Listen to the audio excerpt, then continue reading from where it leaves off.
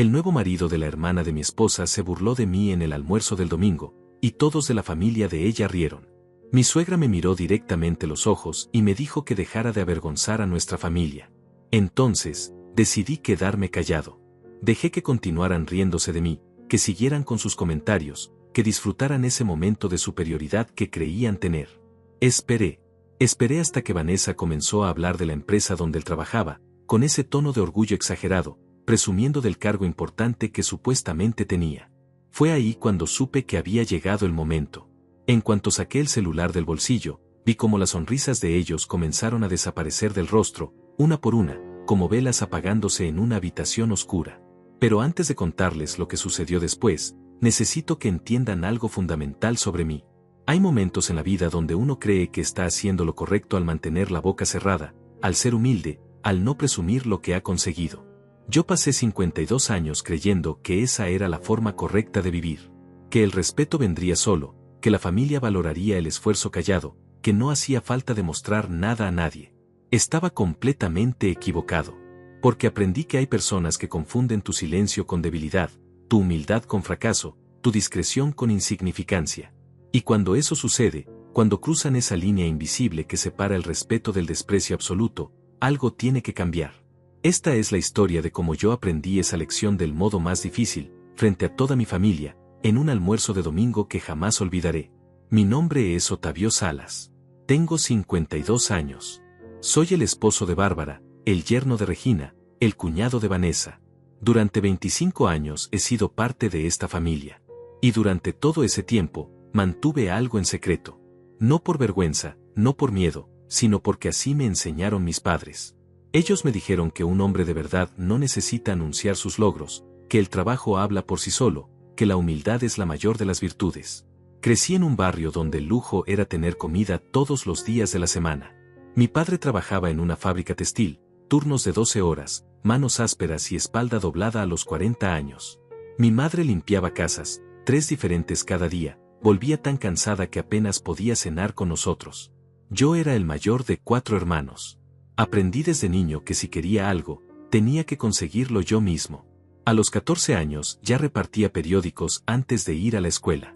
A los 16 trabajaba los fines de semana en un almacén cargando cajas que pesaban más que yo. A los 18 tenía 2 empleos y estudiaba por las noches en una escuela técnica. Dormía 5 horas si tenía suerte. Comía lo que podía cuando podía. Pero nunca me quejé. Nunca pedí ayuda. Vi a mi padre partir la espalda por 30 años para darnos una vida digna, y juré que yo haría lo mismo, pero mejor. Que mis hijos, si algún día los tenía, no conocerían el sabor del pan duro remojado en café porque no había más nada para desayunar. Que no sabrían lo que es ponerse los zapatos del hermano mayor porque no hay dinero para unos nuevos. Que no sentirían esa vergüenza silenciosa cuando llega tu cumpleaños y sabes que no habrá fiesta ni regalos. Trabajé como animal durante años. Ahorré cada centavo que pude. Mientras otros muchachos de mi edad salían a fiestas y gastaban en ropa de marca, yo guardaba mi dinero en una lata debajo de mi cama. Aprendí todo lo que pude sobre negocios, sobre administración, sobre cómo funcionaba el mundo del dinero. Leía libros usados que compraba por casi nada en mercados de pulgas. Observaba a los empresarios exitosos, estudiaba sus movimientos, sus decisiones. A los 23 años, con el dinero que había ahorrado trabajando como un condenado, inicié mi primer negocio. Una pequeña empresa de distribución de productos de limpieza. Nada glamoroso, nada impresionante. Pero era mío. Yo cargaba las cajas, yo hacía las entregas, yo llevaba la contabilidad en un cuaderno gastado. Los primeros años fueron brutales. Hubo semanas donde comí solo arroz y frijoles para poder pagar a mis 2 empleados. Hubo noches donde dormí en la bodega porque no tenía dinero para pagar renta de un apartamento. Pero poco a poco, muy poco a poco, el negocio creció. Conocí a Bárbara cuando tenía 26 años. Para entonces, mi empresa ya iba mejor, aunque todavía era pequeña. Ella trabajaba en una oficina administrativa, venía de una familia de clase media. No rica, pero tampoco pobre como la mía. Su padre había sido contador, su madre profesora de primaria. Tenían una casa propia, un carro, vacaciones una vez al año. Para mí, que venía de donde venía, eso era casi riqueza. Bárbara era diferente a las chicas que había conocido. No le importó que yo llegara a nuestra primera cita en un carro viejo que hacía ruidos extraños. No le molestó que la llevara a comer a un restaurante modesto del barrio. Me vio como persona, no como cuenta bancaria. Hablamos durante horas esa primera noche. Le conté de mis sueños, de lo que quería construir, de los planes que tenía. Ella me escuchó con esos ojos brillantes, sin juzgar, sin dudar. Nos enamoramos despacio, con esa certeza tranquila de quien sabe que encontró algo real. No fue un amor de película, fue un amor de todos los días, construido en conversaciones largas y silencios cómodos. Ella me apoyaba cuando las cosas se ponían difíciles en el negocio. Yo la escuchaba cuando tenía problemas en su trabajo. Éramos un equipo. Su familia, sin embargo, fue otra historia completamente diferente. Regina, su madre, me midió desde el primer momento que crucé la puerta de su casa. Recuerdo esa primera cena como si hubiera sido ayer. Ella observó mis zapatos, mi camisa, la forma en que sostenía los cubiertos. No dijo nada directamente, pero sus ojos lo decían todo. Vanessa, la hermana menor de Bárbara, tenía 19 años cuando nos conocimos. Era diferente a mi esposa en casi todo. Donde Bárbara era tranquila y reflexiva, Vanessa era impulsiva y ruidosa. Donde Bárbara valoraba la sencillez, Vanessa soñaba con lujos y apariencias. Desde el principio, pude ver en sus ojos ese juicio silencioso. Yo no era suficiente para su hermana. No tenía el estatus que ella consideraba apropiado para su familia.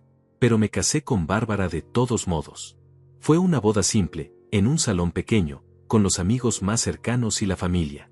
Regina lloró durante toda la ceremonia, y no estoy seguro de que fueran lágrimas de felicidad. Vanessa estuvo presente con una sonrisa forzada, usando un vestido que probablemente costó más que todo lo que yo gasté en la boda. Los primeros años de matrimonio fueron de trabajo constante. Mi empresa seguía creciendo, pero yo mantenía un perfil discreto. Compramos una casa modesta en un barrio tranquilo. Nada ostentoso, nada que llamara la atención. Un lugar cómodo donde construir una vida juntos. Bárbara estaba feliz, y eso era lo único que me importaba. Pero la familia de Bárbara siempre tuvo otra perspectiva. En las reuniones familiares, podía sentir esas miradas de evaluación constante. Regina comparaba mi carro viejo con los carros nuevos de otros yernos que ni siquiera existían todavía. Vanessa hacía comentarios sobre las marcas de ropa que yo no usaba, sobre los restaurantes caros donde yo nunca iba, sobre el estilo de vida que yo no perseguía. Yo lo toleraba. Pensaba que con el tiempo me ganarían el respeto con acciones, no con palabras. Que verían mi dedicación a Bárbara, mi esfuerzo por construir algo sólido, mi integridad.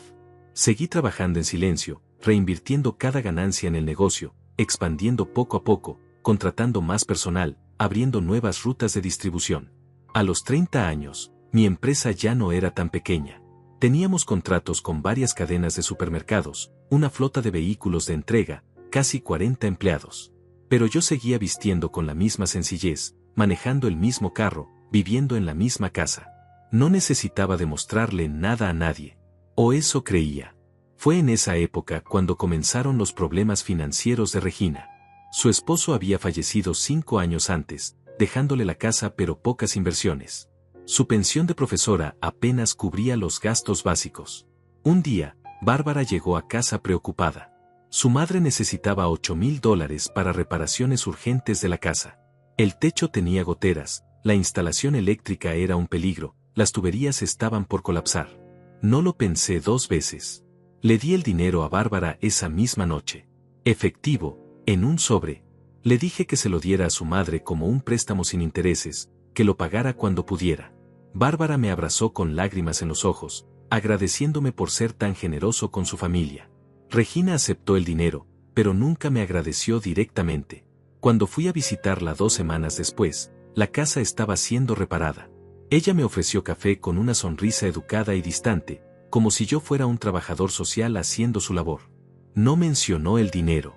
No hubo reconocimiento.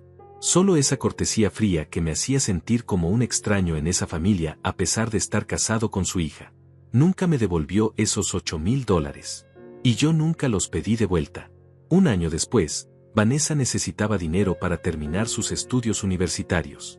Había cambiado de carrera 3 veces y ahora necesitaba $6,000 más para completar su título en diseño de interiores.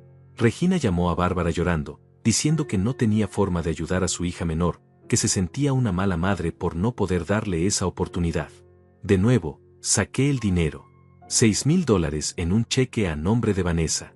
Bárbara se lo entregó junto con una carta que yo escribí deseándole éxito en sus estudios.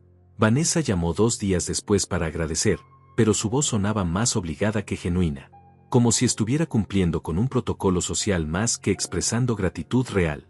Tampoco me devolvió ese dinero. Y nuevamente, yo no lo pedí. Los años pasaron así. Cada cierto tiempo había una emergencia, una necesidad, una crisis. Un tratamiento dental de Regina que costó $3,000. Un carro usado para Vanessa cuando el suyo se descompuso, $4,500. Reparaciones menores en la casa, 500 aquí, 800 allá. Yo siempre decía que sí. Siempre sacaba el dinero sin dudarlo. Porque para mí, eso es lo que hace la familia. Se apoyan, se cuidan, pero nunca hubo verdadero agradecimiento. Nunca hubo reconocimiento genuino. Era como si yo tuviera la obligación de proveer, como si fuera mi deber mantenerlos sin esperar nada a cambio. Ni siquiera respeto básico. En las reuniones familiares, Regina hablaba maravillas de otros conocidos. Del hijo de su amiga que era médico. Del sobrino lejano que trabajaba en una empresa internacional. Del vecino que había comprado un carro nuevo. Pero cuando hablaba de mí, si es que lo hacía, era con ese tono neutral que usas para describir el clima. Sin emoción. Sin orgullo. Solo hechos básicos dichos por obligación. Vanessa era peor. En las cenas familiares, ella hablaba de sus amigas que tenían esposos exitosos, de los viajes que hacían, de las casas que compraban. Lanzaba esos comentarios al aire como quien no quiere la cosa, pero yo sabía perfectamente que eran dardos dirigidos hacia mí. Comparaciones veladas. Recordatorios constantes de que yo no estaba a la altura de sus expectativas. Bárbara lo notaba. A veces, en el carro de regreso a casa, me tomaba la mano y me decía que no les hiciera caso, que ella estaba feliz conmigo, que eso era lo único importante. Yo asentía y sonreía, pero por dentro algo se iba acumulando. Una mezcla de resentimiento y tristeza que guardaba en un rincón de mi pecho. Mi negocio seguía creciendo. A los 35 años, ya no era solo distribución. Había diversificado. Teníamos una división de logística, otra de importaciones, contratos con fabricantes internacionales. Los números en mis cuentas bancarias crecían de forma constante. Pero yo seguía con mi vida simple. Mi mismo carro viejo. Mi ropa funcional sin marcas. Mi casa modesta. ¿Por qué? Porque así me habían criado. Porque creía que el dinero era una herramienta, no una identidad. Porque pensaba que las personas inteligentes valoraban la sustancia sobre la apariencia. Me equivoqué al pensar que mi familia política pensaba igual. Cuando cumplí 40 años, mi empresa ya era considerablemente grande. Teníamos más de 100 empleados, oficinas en 3 ciudades, una facturación anual que hubiera impresionado a cualquiera. Pero nadie en la familia de Bárbara lo sabía realmente. Ellos pensaban que yo tenía un negocio pequeño, que me iba bien pero nada excepcional. Yo nunca los corregí, nunca presumí, nunca saqué el tema. Vanessa se casó por primera vez a los 28 años. Un hombre llamado Mauricio, abogado recién graduado, lleno de ambición pero con poco dinero real. La boda fue extravagante, muy por encima de lo que Regina podía pagar. Yo aporté $15,000 para cubrir parte de los gastos. No me lo pidieron directamente, pero Bárbara llegó a casa una noche con los ojos hinchados de tanto llorar. Su madre estaba desesperada. Vanessa amenazaba con cancelar todo si no tenía la boda que soñaba. Saqué el dinero. Otra vez. Y otra vez, sin reconocimiento real. En la boda, Regina dio un discurso emotivo agradeciendo a todos los que habían hecho posible ese día especial, pero nunca mencionó mi nombre. Vanessa me abrazó brevemente en la recepción, con esa sonrisa brillante pero vacía, y siguió celebrando como si mi contribución fuera invisible. Ese matrimonio duró exactamente 3 años. Mauricio resultó ser mejor hablando que actuando. Tenía deudas que Vanessa desconocía, problemas de juego que mantuvo ocultos hasta que fue demasiado tarde. Cuando todo colapsó, Vanessa volvió a la casa de Regina con 2 maletas y un corazón roto. Tenía 31 años y sentía que su vida se había acabado. Durante ese periodo, yo pagué el abogado de divorcio. $3,500. También cubrí las deudas que Mauricio había dejado a nombre de Vanessa, otros $6,000 que ella no tenía forma de pagar. Lo hice porque Bárbara me lo pidió con lágrimas en los ojos, porque su hermana estaba destrozada y necesitaba ayuda. Lo hice porque pensé que era lo correcto. Vanessa nunca me agradeció por el abogado. Nunca mencionó las deudas que pagué. Siguió con su vida como si esos casi $10,000 hubieran aparecido mágicamente de la nada. Pasaron 4 años. Vanessa rehizo su vida lentamente. Trabajaba en una tienda de decoración, ganaba lo suficiente para mantenerse, pero nada más. Vivía con Regina, compartían gastos, existían en esa zona de comodidad mutua donde ninguna progresaba realmente, pero tampoco se hundía. Yo seguía ayudando económicamente. Cuando Regina necesitó cambiar el refrigerador, yo puse el dinero. Cuando Vanessa quiso hacer un curso de especialización, yo pagué la matrícula. Pequeñas cantidades aquí y allá, $500, $1,000. Nunca eran préstamos. Siempre eran regalos silenciosos que daba porque Bárbara me lo pedía con esa mirada suave que nunca pude rechazar. Mi negocio siguió expandiéndose. A los 45 años, tomé la decisión de comprar una empresa más grande que estaba en dificultades financieras. Era una compañía de manufactura de productos de limpieza industrial con casi 300 empleados. La operación costó millones, pero era la jugada correcta. La reestructuré, la hice eficiente, la convertí en rentable en menos de 2 años. Esa empresa se llama Industria Sánchez. Es conocida en todo el sector industrial. Tiene contratos con hospitales, hoteles, corporaciones grandes. Factura más de $20 millones al año. Y yo soy el dueño. El único dueño. Cada decisión pasa por mi escritorio. Cada empleado trabaja bajo mi dirección, aunque muchos no lo saben porque mantengo un perfil discreto. Nunca le dije nada de esto a la familia de Bárbara. Ellos sabían que tenía un negocio, que me iba bien, pero no sabían la escala real. No sabían que el hombre al que miraban con condescendencia, al que trataban como si fuera apenas suficiente, controlaba una operación que probablemente ganaba más en un mes que lo que Regina había ganado en toda su vida como profesora. ¿Por qué no lo dije? Porque no era su asunto. Porque la humildad de mis padres estaba grabada en mi ADN. Porque creía que el dinero no definía a una persona y que presumir era de mal gusto. Seguía manejando mi camioneta de hace 10 años, seguía comprando mi ropa en tiendas normales, seguía viviendo en la misma casa que había comprado 20 años atrás. Bárbara lo sabía todo, por supuesto. Ella veía los estados de cuenta, conocía los números, entendía la magnitud de lo que habíamos construido. Pero ella también prefería la vida simple. No necesitábamos demostrarle nada a nadie. O eso pensábamos. Entonces, hace 6 meses, Vanessa conoció a Esteban. Lo presentó en una cena familiar con esa emoción exagerada de quien cree haber encontrado oro. Esteban tenía 38 años, trabajaba en Industria Sánchez en el departamento de ventas. Vanessa lo había conocido en un evento de networking para profesionales, uno de esos lugares donde la gente reparte tarjetas de presentación como si fueran confeti. Desde el primer momento, Esteban me cayó mal. No por envidia ni por inseguridad, sino porque reconocí el tipo de hombre que era. Lo vi en sus gestos, en la forma en que hablaba de sí mismo, en cómo miraba a los demás. Era el tipo de persona que infla su importancia, que convierte un cargo regular en algo grandioso, que vive de apariencias porque no tiene sustancia real. Durante esa primera cena, Esteban habló sin parar sobre su trabajo.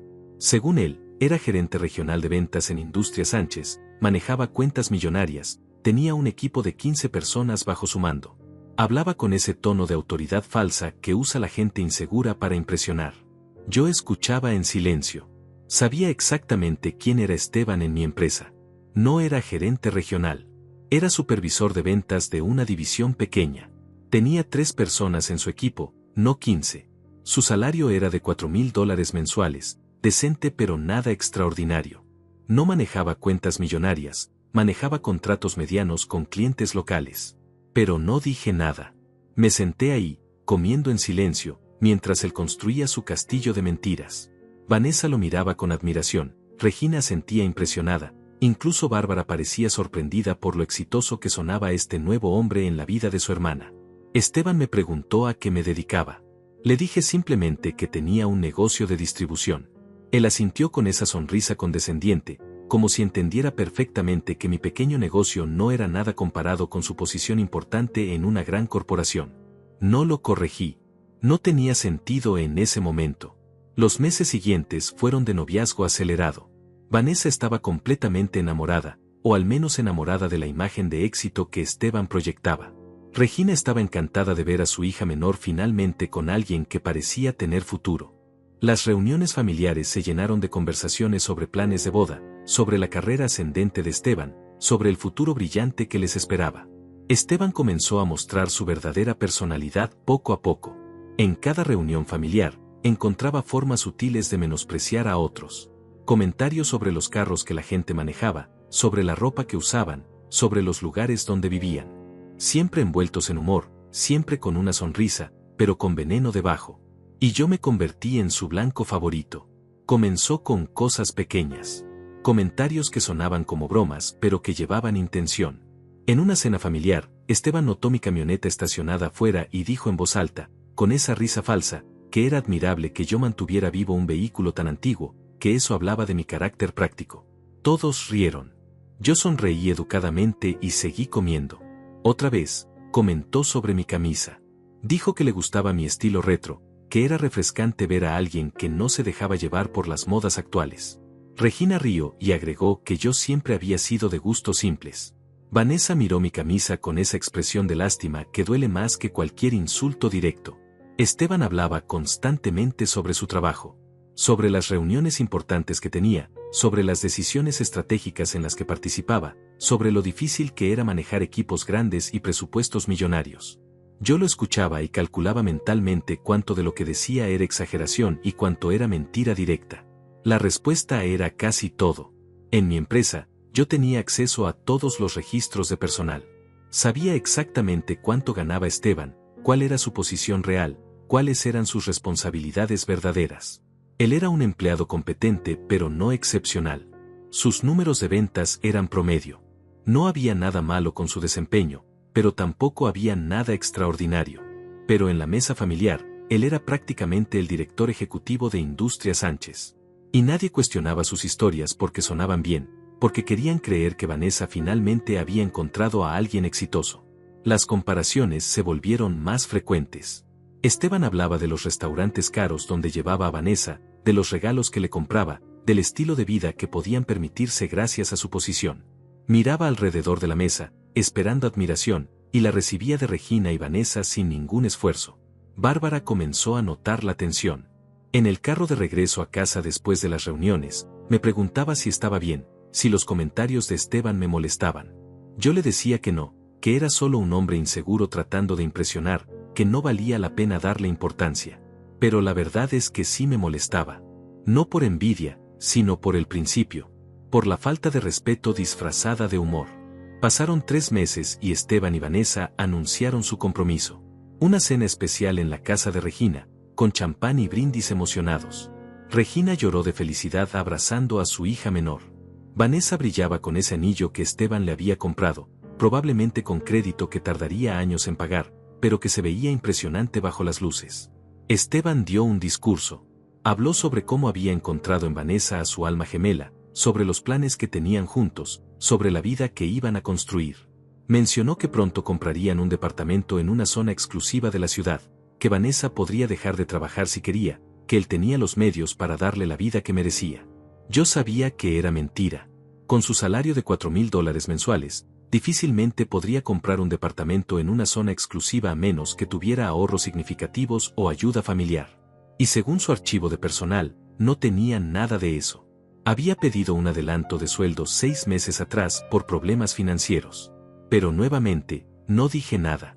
La fecha de la boda se fijó para dentro de 4 meses. Vanessa comenzó a planear todo con esa energía frenética de quien quiere impresionar. Hablaba de un lugar elegante, de un vestido de diseñador, de una luna de miel en Europa. Regina estaba preocupada por los costos, pero no quería arruinar la felicidad de su hija. Una noche, Bárbara llegó a casa con una petición. Regina había hablado con ella. Necesitaban ayuda para la boda. Vanessa y Esteban habían hecho presupuestos y todo era más caro de lo esperado. Regina podía aportar unos $5,000 de sus ahorros, pero faltaban al menos 12,000 más para cubrir lo básico. Le pregunté a Bárbara cuánto esperaban que yo pusiera. Ella bajó la mirada y dijo que unos $10,000 serían de gran ayuda. Lo dijo con vergüenza, sabiendo que ya les había dado tanto dinero a lo largo de los años, sabiendo que nunca habían devuelto nada, sabiendo que probablemente nunca lo harían.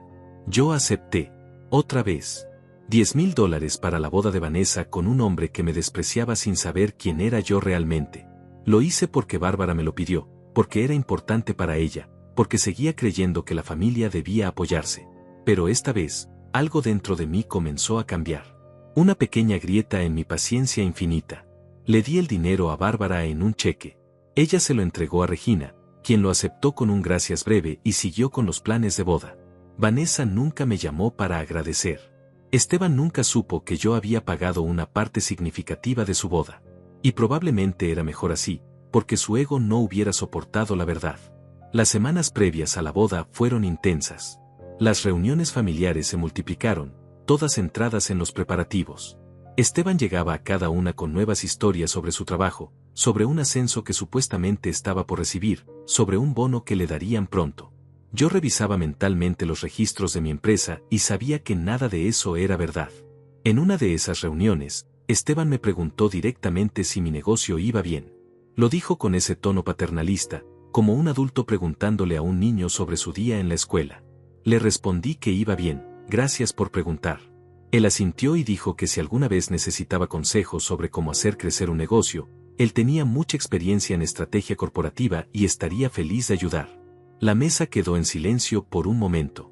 Bárbara me miró nerviosa. Regina sonrió incómoda. Vanessa miraba a Esteban con admiración, orgullosa de tener un hombre tan generoso dispuesto a ayudar a su pobre cuñado con su pequeño negocio. Yo simplemente sonreí y dije que lo tendría en cuenta.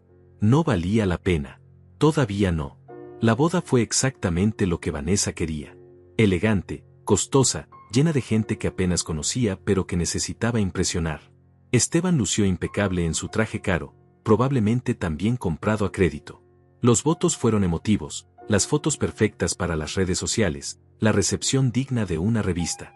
Yo estuve ahí con Bárbara, vistiendo mi mejor traje que tenía 5 años pero que estaba perfectamente bien. Bailamos, comimos, sonreímos en las fotos familiares. Nadie mencionó que yo había pagado por una buena parte de ese día. Nadie reconoció que sin mi contribución, esa boda no hubiera sido ni la mitad de lo que fue. Después de la boda, las cosas empeoraron. Esteban se sentía más confiado, más parte de la familia, más autorizado a opinar y juzgar. Las reuniones dominicales en casa de Regina se convirtieron en un escenario donde él dominaba las conversaciones, donde sus opiniones eran las que importaban, donde su éxito fabricado era el estándar contra el cual todos los demás eran medidos. Y yo seguía siendo su blanco favorito. Los comentarios aumentaron en frecuencia y en mordacidad. Ya no eran solo sobre mi ropa o mi carro. Ahora incluían observaciones sobre mi falta de ambición, sobre cómo un hombre de mi edad debería haber logrado más, sobre cómo era una lástima que Bárbara tuviera que conformarse con una vida tan modesta. Bárbara comenzó a rechazar algunas invitaciones a las reuniones familiares. Me decía que no teníamos que ir cada domingo, que podíamos tomar un descanso.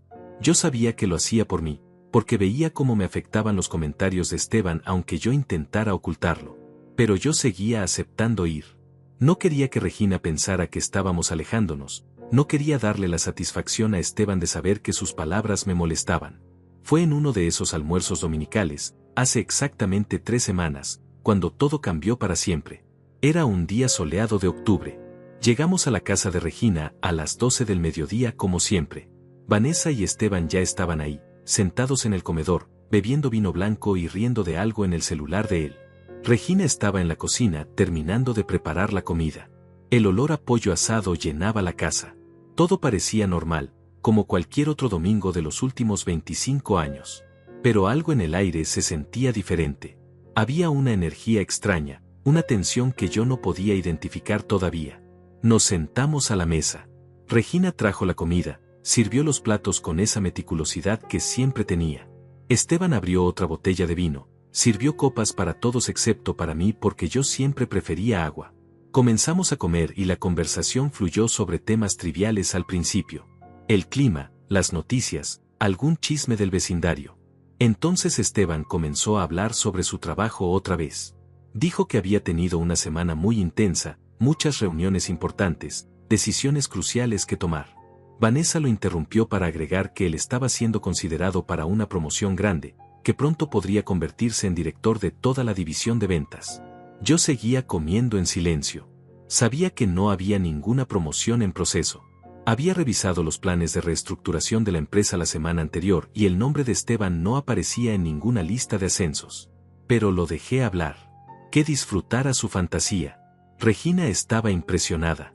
Preguntó sobre el aumento de salario que vendría con esa promoción. Esteban sonrió y dijo algo vago sobre números de 6 cifras, dejando que la imaginación de todos llenara los espacios en blanco. Vanessa apretó su mano sobre la mesa, radiante de orgullo. Entonces Esteban me miró. Esa mirada que yo ya conocía bien. La que precedía a un comentario disfrazado de broma. Me preguntó cómo iba mi negocio, si había tenido una buena semana también. Lo dijo con ese tono que implicaba que mi semana probablemente no podía compararse con la suya. Le respondí simplemente que había sido una semana normal, nada fuera de lo común. Él asintió con esa sonrisa condescendiente y dijo que debía ser agradable no tener la presión de trabajar en una corporación grande, que los negocios pequeños tenían su encanto precisamente por la falta de estrés y responsabilidad. Bárbara dejó su tenedor sobre el plato con más fuerza de la necesaria. El sonido del metal contra la cerámica resonó en el comedor. Yo puse mi mano sobre la suya debajo de la mesa, un gesto silencioso pidiéndole calma. No era el momento todavía. Esteban continuó. Comentó sobre mi camioneta que había visto estacionada afuera. Dijo que realmente admiraba mi compromiso con la sostenibilidad, que mantener un vehículo viejo era técnicamente una forma de reciclaje. Regina rió. Vanessa sonrió detrás de su copa de vino. Era ese tipo de humor cruel que se disfraza de observación ingeniosa. Le dije que la camioneta funcionaba perfectamente y que no veía razón para cambiarla. Esteban asintió y dijo que por supuesto, que cada uno tiene diferentes prioridades en la vida, que no todos valoramos las mismas cosas. Implicación clara, él valoraba el éxito y yo valoraba la mediocridad cómoda. La conversación siguió. Esteban habló sobre el departamento que estaban buscando para comprar. Según él, estaban viendo opciones en la zona más exclusiva de la ciudad, lugares que costaban fácilmente $300,000 o más. Vanessa agregó detalles sobre los acabados que quería, sobre la vista que buscaban, sobre el gimnasio y la piscina que debía tener el edificio. Yo hacía cálculos mentales. Con su salario real y sin ahorros significativos, no había forma de que pudieran comprar algo así sin un préstamo masivo que los dejaría endeudados por décadas. Pero seguí comiendo en silencio. No era mi problema si querían vivir una mentira. Regina mencionó que ella también había vivido siempre en una zona modesta, que entendía el valor de la sencillez, pero que se alegraba de que al menos una de sus hijas pudiera experimentar un estilo de vida mejor. Miró a Bárbara cuando dijo eso. El mensaje era claro.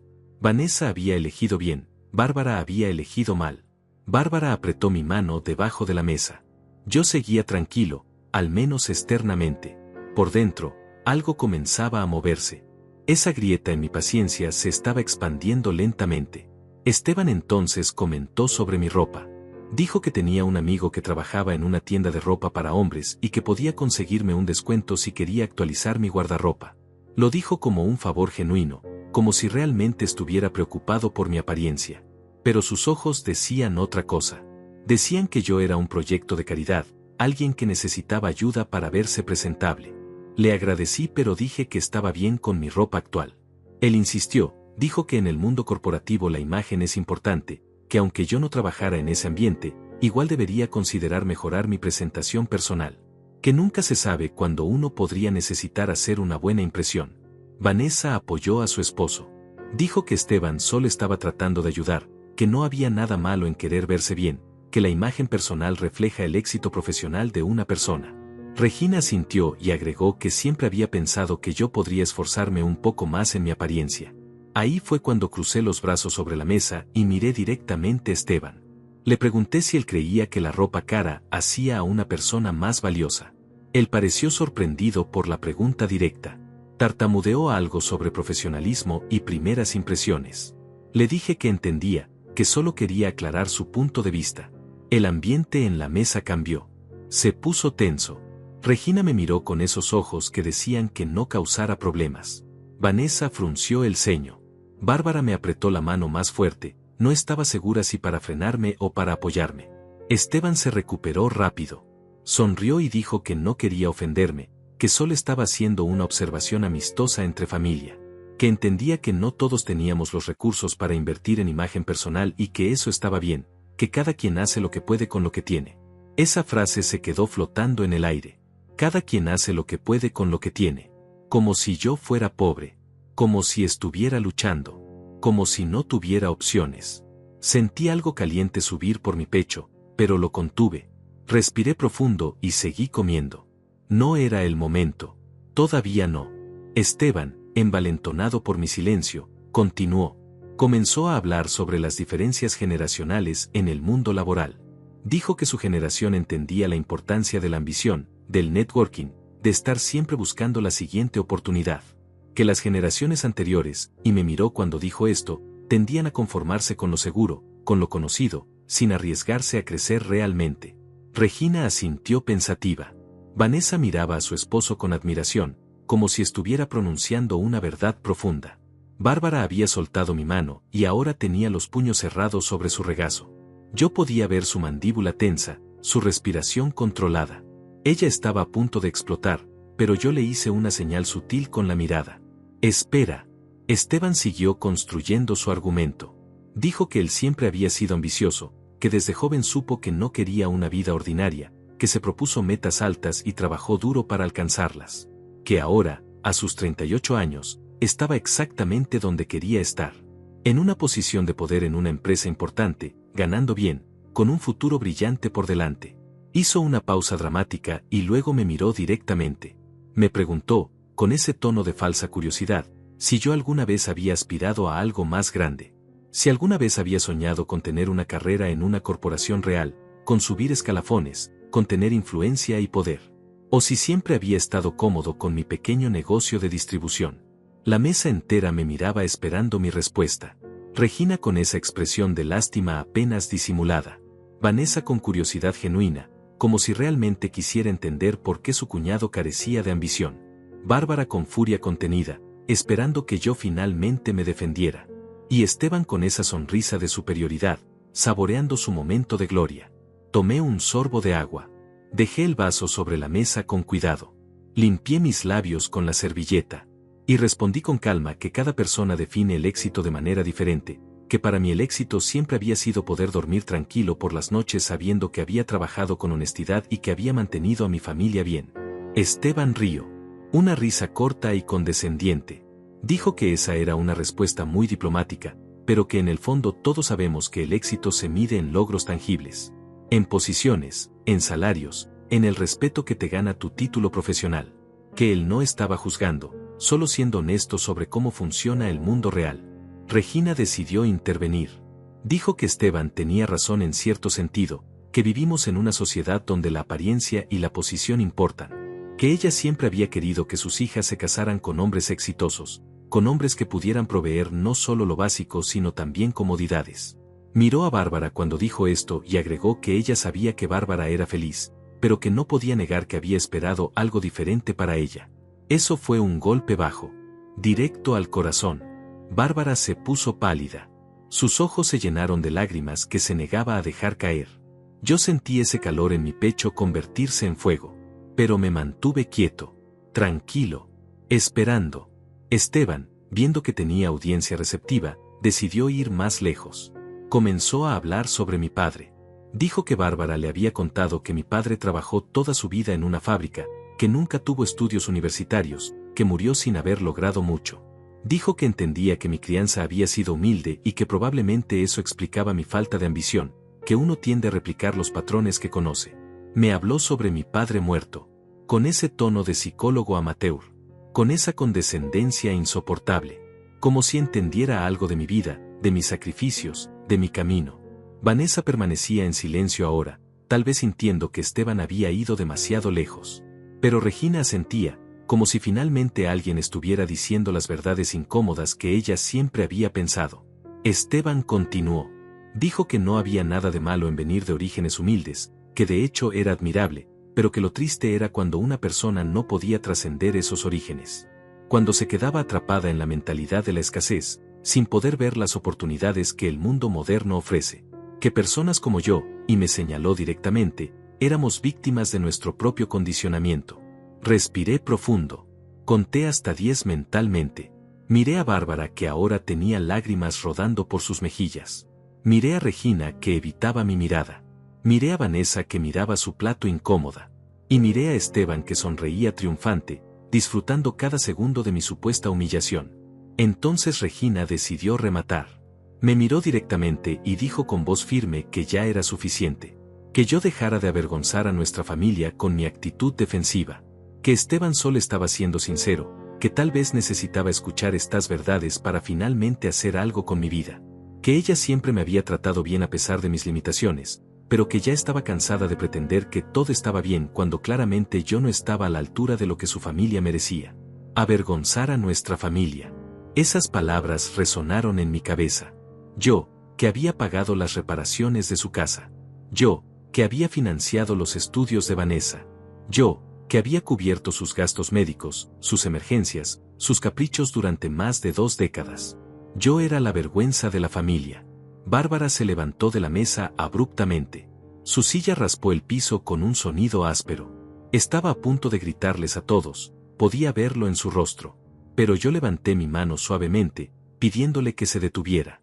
Ella me miró confundida, con esas lágrimas aún en sus ojos. Le hice un gesto para que se sentara. Ella obedeció, aunque no entendía qué estaba pasando.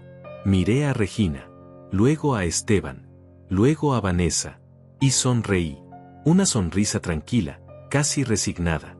Les dije que tenían razón, que claramente yo no era el tipo de hombre exitoso que ellos valoraban, que mi vida simple y mi falta de ambición visible debían ser decepcionantes para una familia como la suya. Esteban asintió satisfecho. Regina suspiró como aliviada de que finalmente yo aceptara mi lugar. Vanessa todavía parecía incómoda, pero no dijo nada.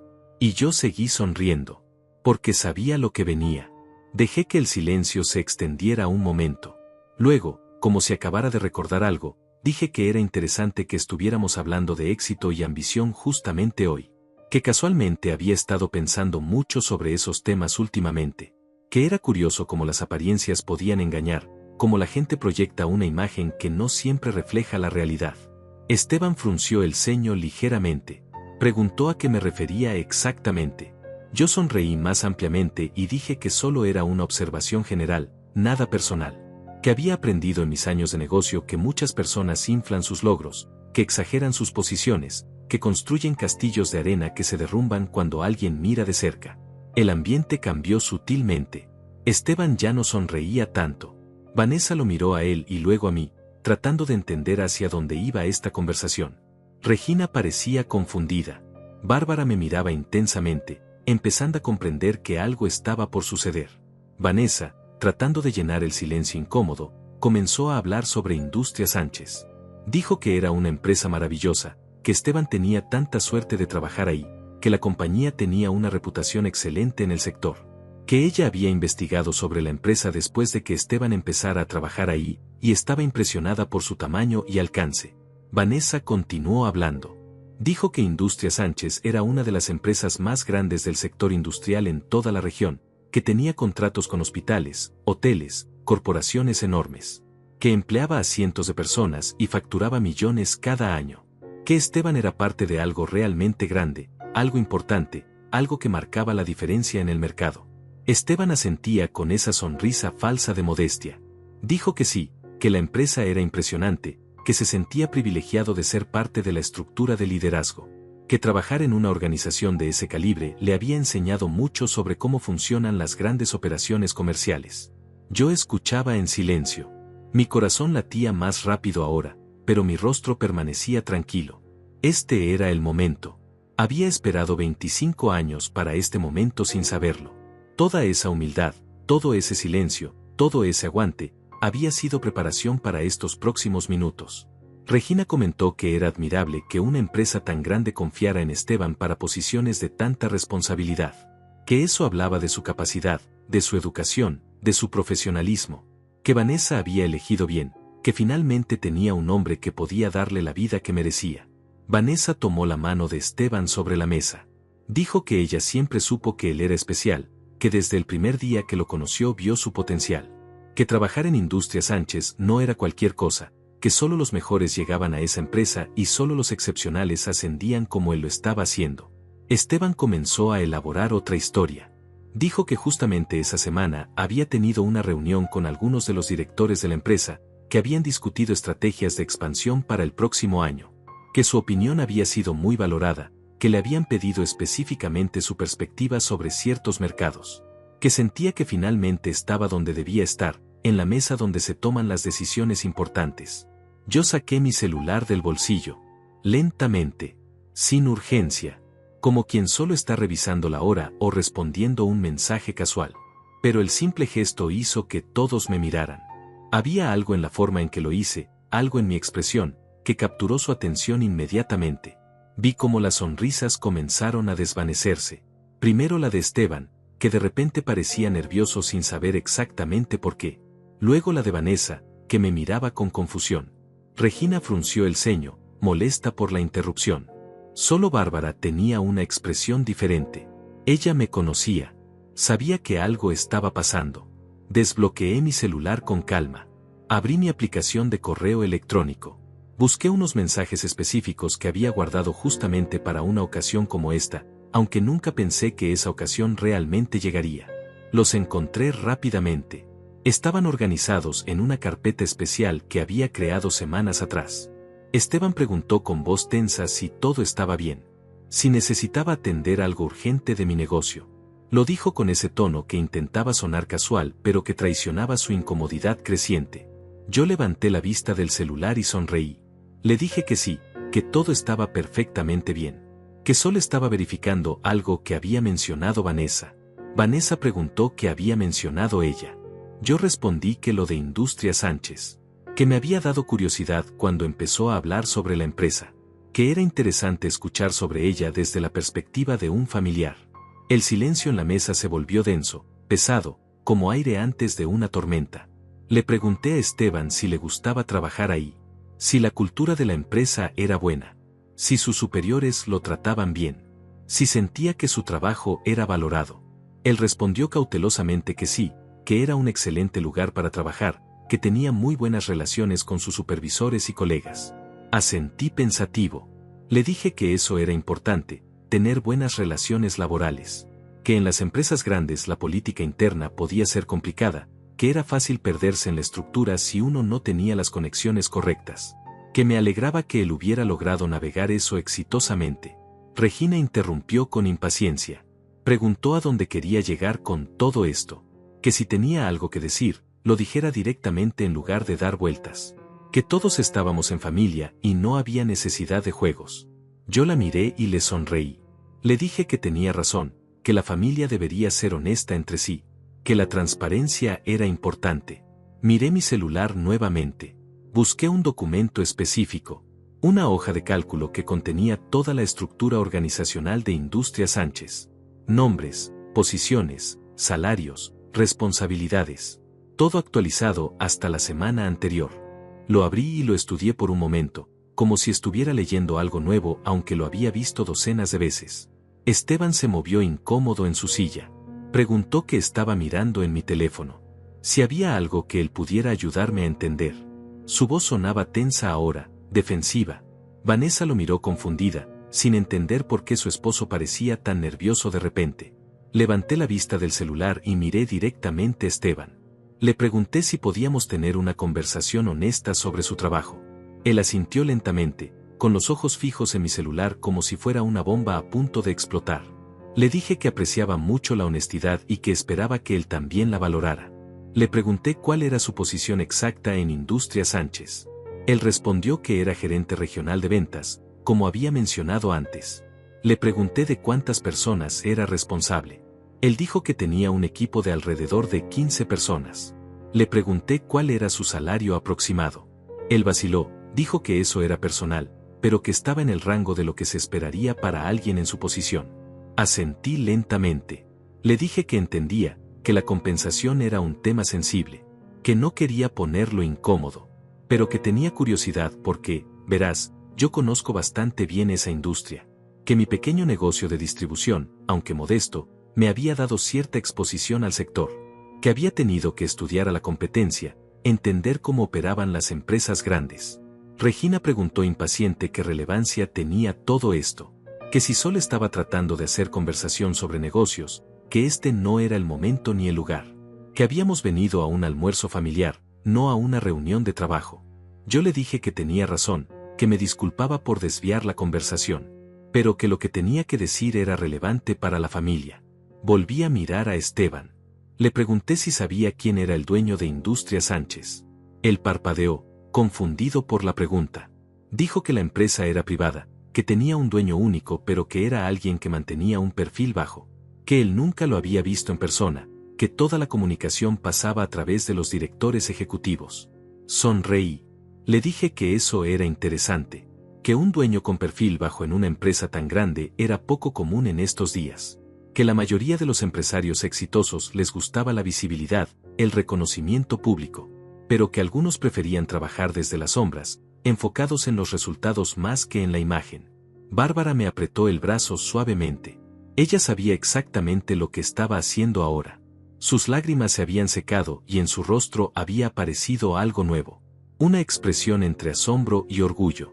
Me miró con esos ojos que decían adelante, que era hora, que habían esperado este momento durante demasiado tiempo. Le dije a Esteban que yo también había preferido mantener un perfil bajo durante todos estos años, que había construido mi negocio sin hacer ruido, sin presumir, sin buscar reconocimiento, que había reinvertido cada ganancia, que había crecido de manera orgánica, que había priorizado la sustancia sobre la apariencia. Él asintió sin entender todavía. Dijo que eso era admirable a su manera, que cada empresario tiene su propio estilo, que algunos prefieren crecer lento y seguro, mientras que otros buscan expansión rápida y posiciones en empresas establecidas, que ambos caminos son válidos aunque claramente algunos llevan a más éxito que otros. Ahí fue cuando decidí terminar con el suspenso. Giré mi celular para que todos pudieran ver la pantalla. Mostré el organigrama de Industria Sánchez. En la parte superior, en letras claras, estaba mi nombre. Otavio Salas. Propietario y director ejecutivo. El silencio que siguió fue absoluto. No el silencio incómodo de antes, sino algo diferente. Un vacío completo donde ni siquiera la respiración parecía existir. Los 4 pares de ojos se fijaron en la pantalla de mi celular, leyendo y releyendo esas palabras como si estuvieran en un idioma extranjero que sus cerebros se negaban a procesar. Esteban se puso pálido. Un color enfermizo que comenzó en su cuello y subió hasta su frente. Su boca se abrió ligeramente pero no salió ningún sonido. Sus manos, que segundos antes sostenían su copa de vino con tanta confianza, ahora temblaban visiblemente sobre la mesa. Vanessa miró la pantalla, luego a mí, luego a Esteban, y de vuelta a la pantalla. Su expresión pasó de confusión a incredulidad a algo parecido al horror. Negó con la cabeza lentamente, como si rechazar la información pudiera cambiar la realidad que acababa de revelarse frente a ella. Regina dejó caer su tenedor. El sonido metálico contra el plato resonó en el comedor silencioso. Ella me miró con los ojos bien abiertos, la boca formando palabras que no lograban salir. Su rostro, que minutos antes mostraba superioridad y juicio, ahora mostraba shock puro y simple. Dejé que procesaran la información. No dije nada por un largo momento. Solo mantuve el celular ahí, con el organigrama visible, dejando que la verdad se asentara como polvo después de una explosión. Bárbara tenía lágrimas en los ojos nuevamente, pero esta vez eran diferentes. Eran lágrimas de alivio, de vindicación, de años de silencio finalmente roto. Esteban fue el primero en intentar hablar. Su voz salió ronca, quebrada. Preguntó si esto era algún tipo de broma. Si había falsificado ese documento. Si estaba tratando de hacerlos quedar mal con mentiras. Pero incluso mientras decía las palabras, su tono carecía de convicción. Él sabía. En el fondo de su ser, él sabía que era verdad. Deslicé el dedo por la pantalla y mostré otro documento. Un correo electrónico reciente de mi director de recursos humanos con el resumen mensual de nómina. Bajé hasta encontrar el nombre de Esteban. Ahí estaba. Esteban Morales. Supervisor de ventas, zona centro. Salario mensual, $4,000. 3 personas a cargo. Evaluación de desempeño, satisfactorio. No gerente regional. No 15 personas a su mando. No salario de 6 cifras. Solo un supervisor promedio en una zona regular, haciendo un trabajo decente pero nada extraordinario. La verdad, desnuda y cruda, brillando en la pantalla de mi celular para que todos la vieran. Vanessa tomó el brazo de Esteban. Su voz salió casi como un susurro cuando preguntó si eso era verdad. Si realmente él no era gerente regional. Si su salario era solo $4,000. Si todo lo que les había contado durante meses había sido mentira. Esteban no respondió. Simplemente miraba fijamente el plato frente a él, con la mandíbula apretada, las manos ahora convertidas en puños sobre sus piernas. Le dije con voz tranquila que no había nada de malo en ser supervisor de ventas. Que era un trabajo honesto, un salario decente. Que $4,000 al mes era más de lo que ganaban muchas personas. Que no había vergüenza en esa posición. La vergüenza estaba en la mentira, en la construcción de una identidad falsa, en mirar desde arriba a otros mientras se vivía en una ficción. Regina finalmente encontró su voz. Preguntó con un hilo de sonido si era verdad que yo era el dueño de Industria Sánchez. Asentí con calma. Le dije que sí, que había comprado la empresa hace 7 años cuando estaba en problemas financieros. Que la había reestructurado, que había invertido millones en modernización, que había triplicado su tamaño y su facturación. Ella negó con la cabeza lentamente. Dijo que eso no podía ser verdad, que yo conducía una camioneta vieja, que usaba ropa simple, que vivía en una casa modesta. Que si realmente era dueño de una empresa tan grande, no viviría así. Que nada de esto tenía sentido. Le expliqué con paciencia que la forma en que yo elegía vivir no tenía relación con lo que podía permitirme. Que mi camioneta vieja funcionaba perfectamente y que comprar una nueva sería solo vanidad. Que mi ropa era cómoda y funcional y que las marcas caras no me hacían mejor persona. Que mi casa era suficiente para Bárbara y para mí, que no necesitábamos más espacio ni más lujos para ser felices. Saqué más documentos en mi celular. Estados de cuenta bancarios con los saldos censurados pero visibles. Contratos firmados con mi nombre como propietario único de Industria Sánchez. Fotografías de las instalaciones principales con una placa en la entrada que decía Grupo Empresarial Salas. Correos electrónicos donde directores de otras empresas se dirigían a mí como señor Salas, preguntando por nuevos contratos, agradeciendo reuniones, solicitando oportunidades de negocio. Vanessa sollozó. Un sonido ahogado que salió de lo profundo de su garganta. Ella miraba a Esteban con una mezcla de traición y vergüenza. Preguntó por qué. ¿Por qué le había mentido? ¿Por qué había construido esa fantasía? ¿Por qué la había hecho creer que eran algo que no eran? Esteban seguía en silencio, con la mirada fija en ninguna parte. Le dije a Vanessa que lamentaba que tuviera que descubrir la verdad de esta manera. Que no era mi intención humillar a Esteban ni causarle dolor a ella. Pero que después de meses de escuchar mentiras, después de ser tratado como inferior por un hombre que trabajaba para mí sin saberlo, después de ver a mi esposa llorar por los comentarios crueles de su familia, había llegado el momento de poner las cosas en su lugar. Regina preguntó con voz temblorosa si yo había estado pagando cosas todos estos años. Si el dinero para las reparaciones de su casa, para los estudios de Vanessa, para los gastos médicos, si todo había venido de mí. Asentí. Le dije que sí, que cada centavo había salido de mi bolsillo, que nunca había pedido reconocimiento, que nunca había esperado que me devolvieran el dinero, pero que al menos había esperado un mínimo de respeto.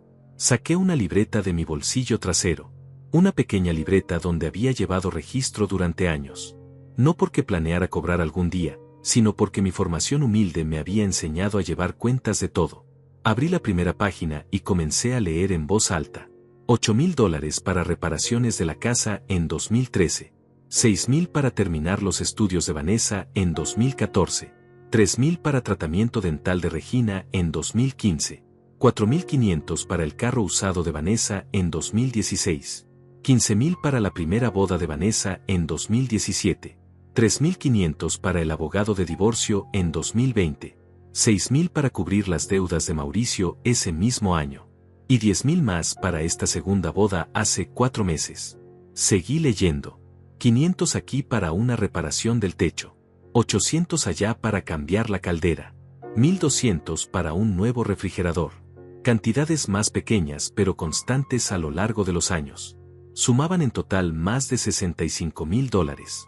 $65,000 que nunca pedí de vuelta, que nunca mencioné, que di con la única expectativa de ser tratado con dignidad básica. Regina tenía las manos sobre su boca. Sus ojos se habían llenado de lágrimas. Vanessa lloraba abiertamente ahora, con la cabeza entre las manos. Esteban permanecía inmóvil, como una estatua de sal. Y Bárbara me miraba con una mezcla de amor y tristeza, sabiendo que este momento había sido necesario, pero que también marcaba un quiebre irreparable en las relaciones familiares. Le dije a Regina con voz firme pero sin rabia que quería hacerle una pregunta simple. Una pregunta que necesitaba respuesta clara. Le pregunté si prefería seguir teniendo al yerno que avergonzaba a su familia pero que había pagado sus cuentas durante 25 años, o si prefería al yerno exitoso que trabajaba para el primero con un salario promedio y que había mentido sobre todo desde el primer día. Ella no pudo responder. Solo negaba con la cabeza mientras las lágrimas corrían por sus mejillas.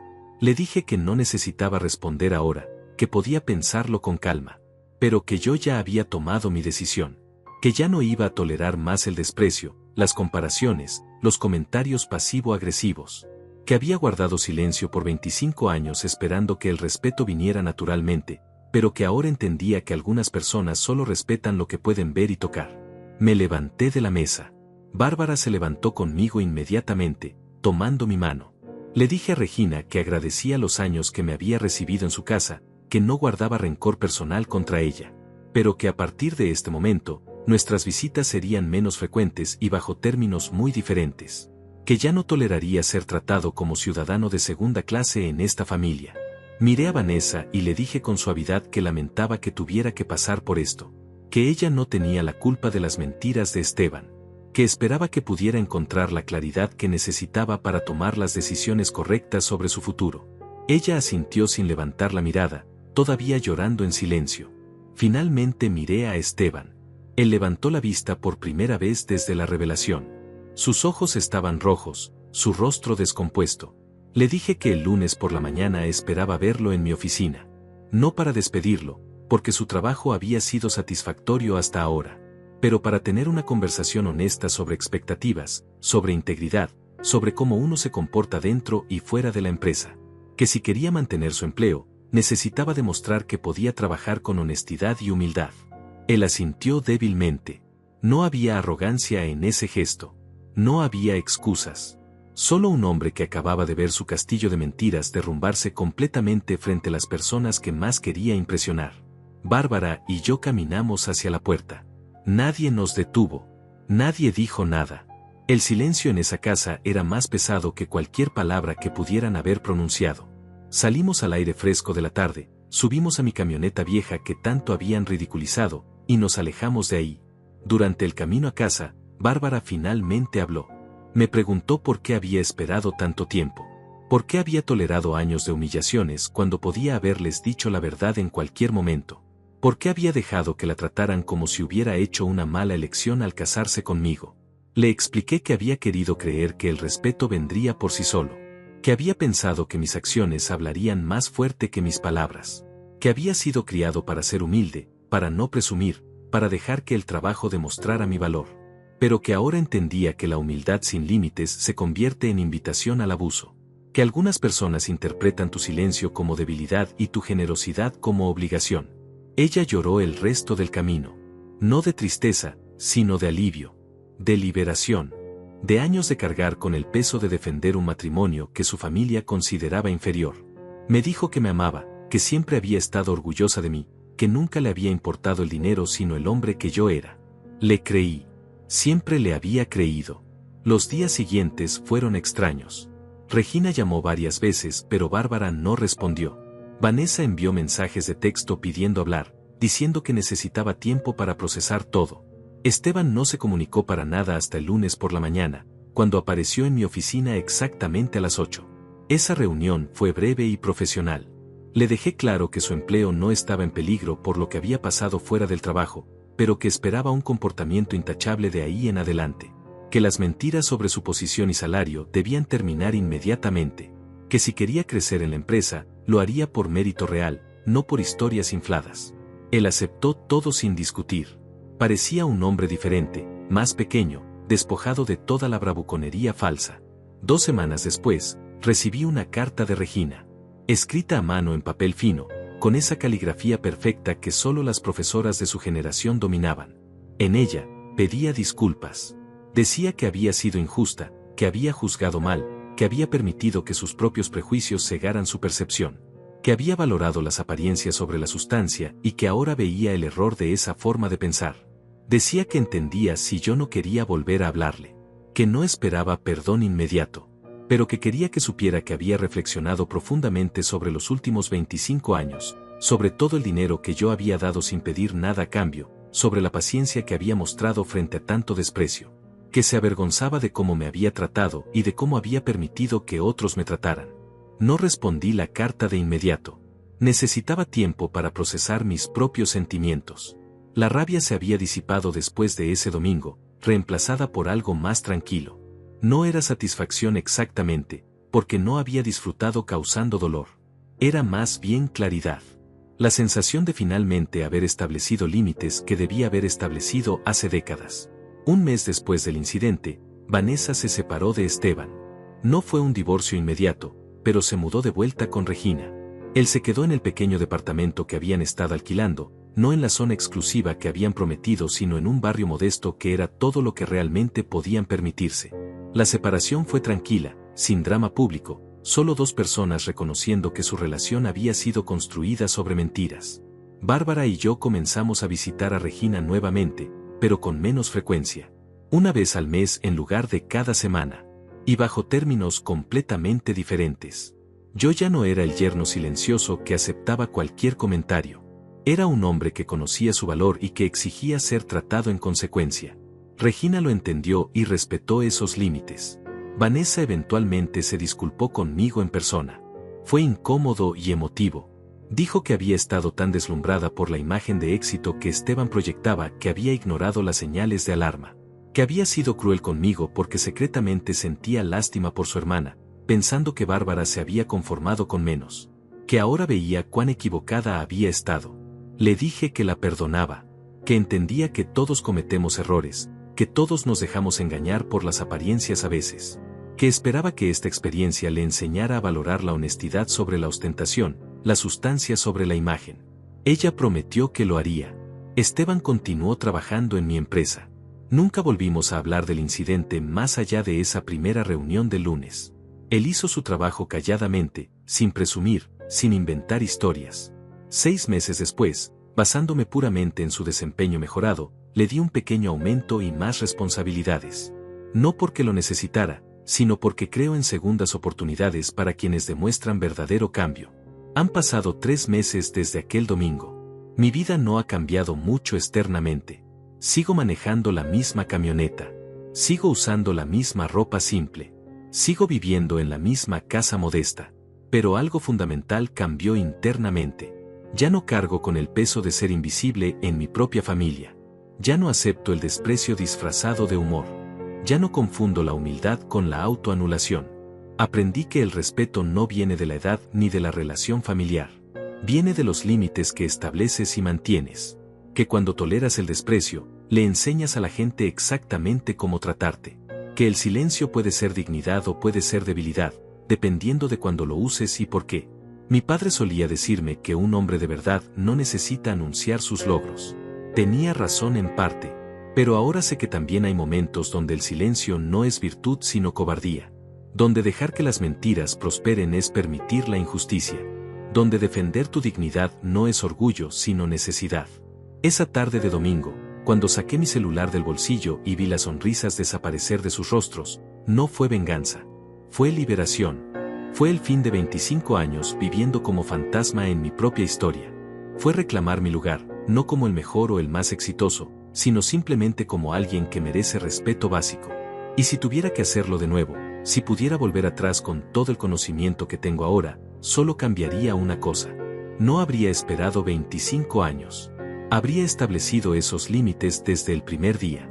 Porque el respeto que te das a ti mismo es el modelo del respeto que otros te darán. Al final, no importa cuánto dinero tengas en el banco o qué título aparezca en tu tarjeta de presentación. Lo que importa es cómo te tratan las personas que dices amar y cómo permites que te traten. Yo aprendí esa lección tarde, pero la aprendí bien. Y ahora vivo con la paz que viene de saber que nunca más seré invisible en mi propia vida.